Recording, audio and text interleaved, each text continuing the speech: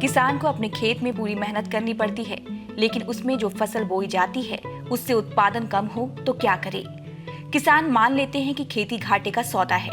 ऐसा ही कुछ महसूस किया प्रकाश सिंह सूर्यवंशी ने। उनके पास 3.5 एकड़ जमीन थी। खूब मेहनत करते थे, लेकिन पैदावार अपने खाने भर के लिए ही हो पाती थी।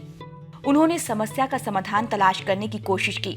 उन्होंने पाया कि उनके खेतों में उत्पादन कम हो रहा है, जबकि वो मेहनत भरपूर कर रहे हैं। वजह ये थी कि जिन बीजों को वो बो रहे हैं वो बहुत पीढ़ियों से चले आ रहे थे। उन्होंने जानकारियां जुटाई और वो इस नतीजे पर पहुंचे कि यदि बीज अच्छे हों तो इसी 3.5 एकड़ में वो 2 गुना 3 गुना उत्पादन कर सकते हैं। ये करीब 25 साल पहले की बात है।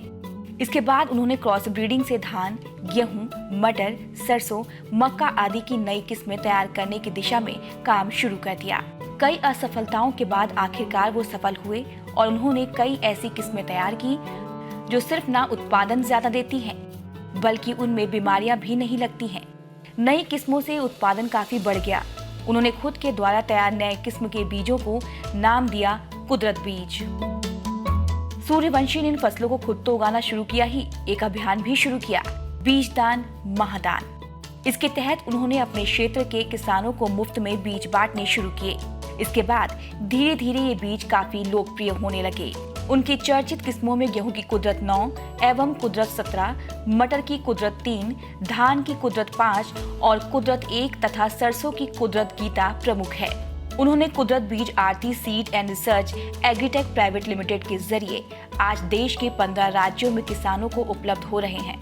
इनमें उत्तर प्रदेश, बिहार, राजस्थान, हरियाणा, पंजाब, पश्चिम बंगाल, मध्य प्रदेश आदि शामिल हैं। इन बीजों से इन राज्यों में किसानों की उपज बढ़ी है, जिससे उनकी आय में इजाफा हुआ है। नेशनल इनोवेशन फाउंडेशन यानी NIF ने 2019 में सूर्यवंशी को उनके शोध के लिए लाइफ टाइम अचीवमेंट अवार्ड प्रदान किया है।